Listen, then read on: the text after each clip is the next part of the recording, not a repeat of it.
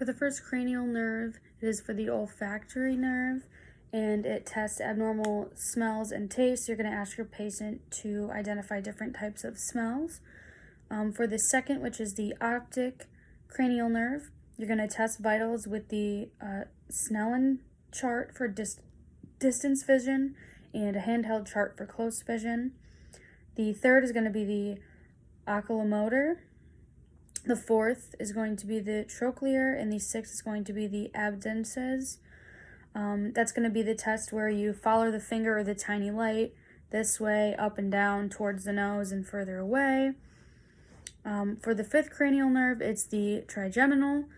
That is the test where you're going to take a wisp of cotton against the lower cornea and make sure that there is still feeling there. And if there's not feeling, then there has been damage to that fifth cranial nerve.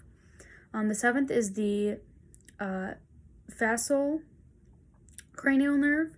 That's going to be testing for hemifacial weakness. You're going to ask the patient to smile, or you can even look for asymmetry during a regular conversation. Ask them how their day is going, to see if there's any like slants or anything is off in that department.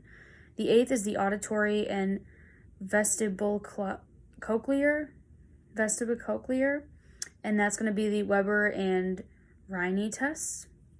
The ninth is going to be the glossopharyngeal, and the 10th is the vagus cranial nerves. That's when you're going to have your patient say ah with their tongue, and you're going to observe the tongue movement, the gag reflex, things of that sort. Make sure everything's good back there. Feel under here a bit. The 7th is the spinal accessory, and that is when you're going to have your patient bend over, touch their toes, and then you're going to look at the spine, make sure it's all straight and it's all good. And the 12th cranial nerve is the hypoglossal. You're going to ask them to extend their tongue, looking for any weakness or fall towards the left side of the mouth.